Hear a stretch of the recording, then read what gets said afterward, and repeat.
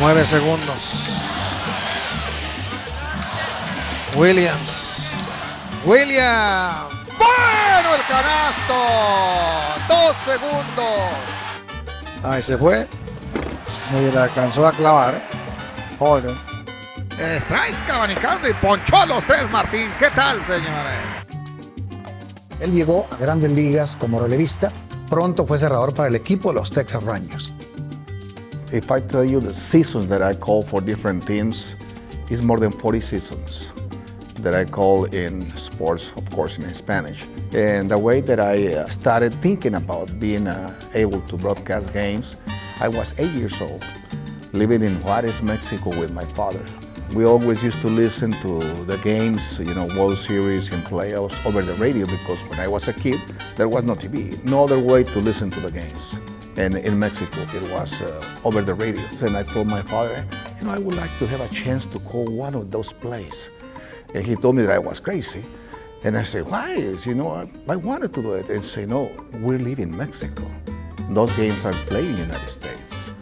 So we moved to El Paso, Texas when I was 14 years old. I think, this is United States now. I started thinking about my dream. It took me around 20 years waiting for a chance to do it. Strike, el tercero lo cantó el umpire, importantísimo aquí para el segundo out. When I moved to Dallas, I met a guy that does Spanish radio. He got me a media pass to cover the Rangers. One day, Juan Gonzalez was traded. He's from Puerto Rico, and then his interpreter was a play-by-play announcer for the Texas Rangers. So when he was traded, that person left with Juan. So there was an opening, and I was the only Latino reporter with the Texas Rangers. The Rangers were playing in Oakland. Juan Gonzalez hit a home run, and there was a reporter also, that told me, Eleno, you told me that you know how to do play-by-play. And then when I was in an interview with the president on the year 2000, he asked me if I have something recorded to see how I sound. So I have a play recorded and played for him. Viene, batazo por el jardín izquierdo, para atrás, para atrás, para atrás, y se fue.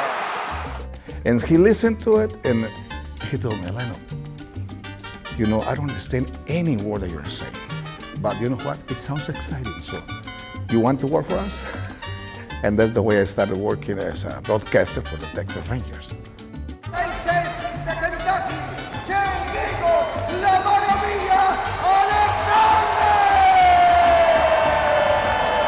For me, it's really an honor to be part of that with Noches Éne-Bé-A, being able to introduce the lineups in Espanol in the arena.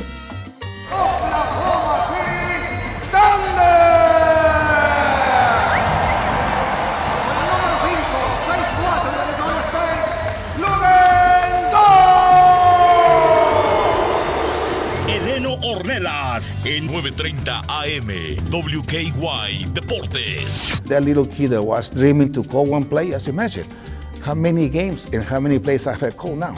When I go to schools and talk to them, they realize, really, it can happen, we can do it. And I can show you hundreds and hundreds of letters that I have from kids that I visit in schools that never thought finishing school. And after I visit and talk to them and give them my lecture about what I've been through, and they really enjoy it. That's why I think Noches Éne-Bé-A is growing. We call those letters in Spanish, Éne-Bé-A. I work for the Éne-Bé-A, not the NBA. And that's when people are starting to realize, okay, well, they're paying attention to us.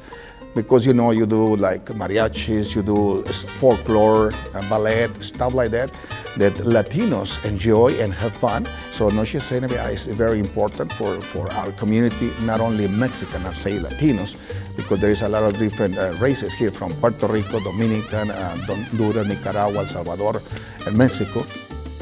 Yo creo que todos los latinos que viven en el área de Oklahoma, aquí alrededor de como se le conoce el Bricktown de Oklahoma, escuchan a Eleno Ornelas en 9:30 AM, la estación oficial del Thunder, por 15 años. Ojalá y sigan su sueño como yo lo hice, de alguna vez tener la oportunidad de llegar a este trabajo.